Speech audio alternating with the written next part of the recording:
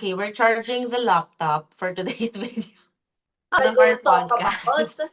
So this is I for think, yeah, this would be the episode na parang hubad na hubad kami because it's gonna be the real raw truth about everything. It's gonna be the deepest reflections and like biggest lessons we've Okay, like ano nga ba yung mga biggest lessons we've had? Sabihin na natin last year. Like, girl, ang daming lesson ni us. 2025. Okay, fine, I'll start. Feeling ko last Okay. year kasi, alam mo yung, like, minsan kasi, do you ever get that feeling na parang you have to step out of the situation para makita mo yung whole picture? You know, kasi, especially last year, I don't know, siguro there were times where you don't even like know yourself anymore na parang, ay shit, ganito pala ako. Alam mo yung ganon na feeling? Or hindi, Yeah. guys, perfect siya. Ano yung moment mo na ganon? Na parang, shit, ganito ako? Or parang hindi mo napapansin? Pero may times na magugulat ka na lang, hindi ikaw, pero biglang lalabas na, you're, Oo. ay, nagiging, ano tawag doon? Yung Parang default ulitin mo yung siya. ano. Oo. Oo. Ganun. Kasi Pero parang, like, how? Magbigay ng example para marinig na ang lahat and ma-expose. wala akong ano na, ano ko lang for me talaga is, may times na hindi, alam ko sa sarili ko na hindi ako very, ganun kabilis magalit. Pero this, Mm. last year, ewan ko bakit sobrang bilis ko magalit. Like, like that? Ganun. Uh-huh. Dahil may Oh, anger issues ka kasi, tanga ka. wala May akong anger anger issues. I know that. oo, Alam ko pero sa wala sarili nga ko yun. pala. You don't have Pero any anger ewan ko, issues. last year, lumabas siya. Ganun. Or actually, last year lang ba? Last year lang nga ba? Yes. Yes, last year lang, I swear. Seriously? Bakit? Yes! What Super ano caused ako. it, bitch? Ha? Bakit? What caused it to like come out? Anong nangyari? Actually, hindi ko din alam. Friends? Siguro, Family? super overload ko. Like, may work ako, nag-aaral Mhm. ako. Yung work ko is very, Mhm. syempre, kailangan mo din tutukan. So, Oo. plus night shift. Mhm. Tapos, yung school ko pa, syempre, kailangan mo din mag-take time, mag-aral talaga. Oh, syempre, very in Oo. demand ng course ko. Super Super exhausted ka na exhausting. The talaga. reason why Oo. lumalabas yung anger issues ko kasi hindi ko na rin talaga siya makontrol. And Ganun. sometimes you can't just like keep it in. You have to actually let it the fuck out. Kasi parang, Oo, 'di ba? Alam mo 'yon? So yeah. sometimes you have to let it all out. Just to parang see na, oh shit, ako pala 'to. Okay, fine. If yung sa'yo, anger issues, although like Diris, wala siyang anger issues, mabait siyang, hindi talaga siya gano'n. I know you, hindi ka gano'n. I Hindi don't think, talaga.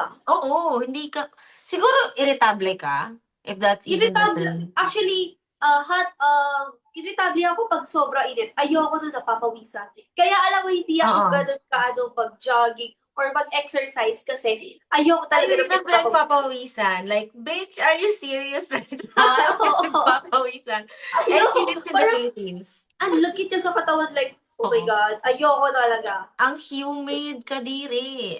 Kasi fine, Oo. like right now, realizations pa lang to ha. What if pa yung lessons, di ba? Siguro like this past few years, I feel like siguro realization ko about myself. Sometimes I don't understand why I'm being such a control freak. But like nakikita ko na, oh shit, parang gusto kong i-micromanage everything.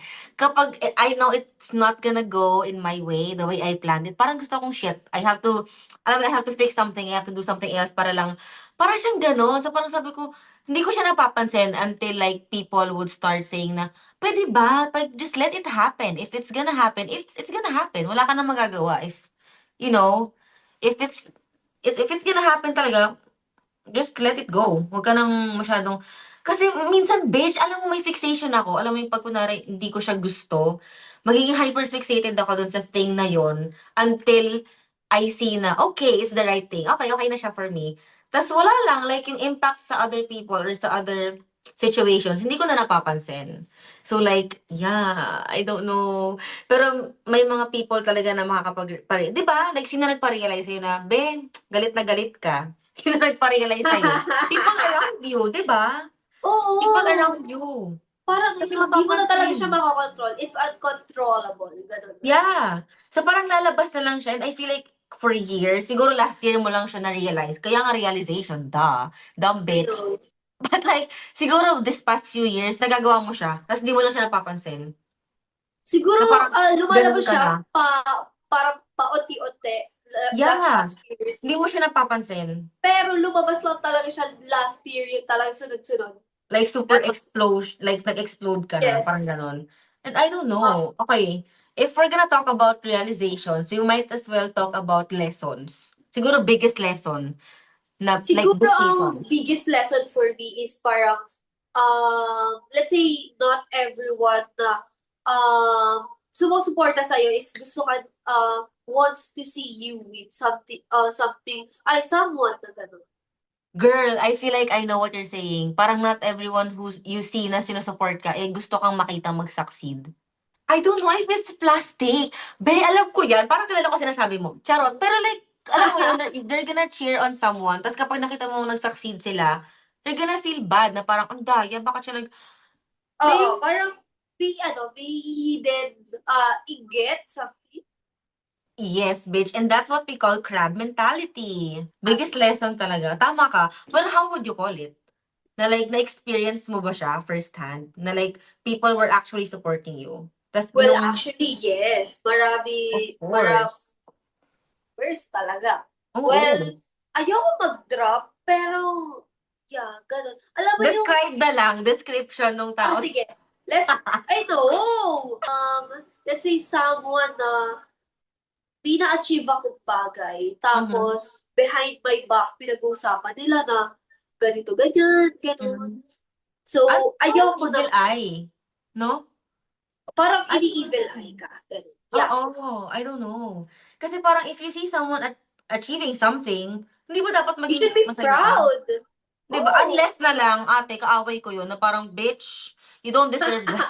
Sa akin, biggest lesson ko is, I think not everyone would like you. Alam mo yun, you're not everyone's cup of tea. Kasi may pagka people pleaser ka ba? Before, yeah. 'Di Pero ba? I managed to remove that from myself na talaga. So, Ang sabi ko, hirap niya ayoko na maging tanggalin. people pleaser. Yes, bitch, tama. Ang hirap na tanggalin. To be honest, sobra. Like, no matter how hard you try, meron talagang sa loob-loob mo na shit, ba't hindi ako ba't di ako pumayag? Alam mo yon. And mahirap siyang tanggalin basta. But like, once you've actually removed it from your system, oh my God, it feels so good. Kasi Yeah. parang, yeah, I don't give a shit kung ayaw mo ko, you know. Before, ayoko na talaga. I'm a very people pleaser talaga before. During my, first year college, very people pleaser ako. Girl, kasi that was the like start ng journey natin, 'di ba? Lalo na sa adulthood. So like you Yeah. want everyone to like you na parang friends tayo, alam mo 'yun, you want to agree with Oo. everyone's Tapos, opinions. finally, during, around third year, or Mhm. second year, actually, wala na akong pakialam. Kasi parang fuck you kayong lahat, gusto ko na lang graduate. Alam mo yung gano'n? 'Di ba? Oo. So Parang, parang, fuck it, I knowing don't from care. me, I actually got delayed, di ba? Tapos, Oo, one napasama ako sa year. lower batches. Mhm. So, yung mga kabatch ko originally, graduated na sila ngayon, and I'm very proud of it. Pero, yung mga kabatch ko ngayon, which is super low-key lang ako sa kanila kasi wala ako masyadong friend. Imagine Yeah. mo, um, ang friend ko lang talaga nun is isa. Oh my gosh, girl. Isa lang talaga. Pero Tapos hindi pa kami actually, okay na nag-uusap 'yun. masyado. Oo! Yeah. Tapos kung Guys, ano yeah. isipin nila sa'yo, maging loader ka sa paligid nila, wala ka na pake. Basta, gusto ko lang graduate, please lang. Totoo. Totoo Yeah. yan. Kasi parang, I just wanna get my fucking diploma and leave. Like, Oh, kung ayaw yeah. mo sa akin, bye I Felicia, don't that's it. care. Oh, Oo, ayun. totoo. Yeah, and I think we have covered not everything ha, not every realization we have. Kasi, bitch, there are millions. Alam ko yan. Marami tayong realizations and lessons sa buhay. We feel so proud. And I think that wraps up our episode today. And I hope you guys liked it. It might Ikaw. not be long, pero gusto namin yung hindi kayo naboboring sa pagnood sa amin or pagkinig sa Mhm. aming bunting diary. Yes. Thank you so So, much for listening, dearies. Yeah, so we'll catch you in another episode again. Bye! Bye. Okay.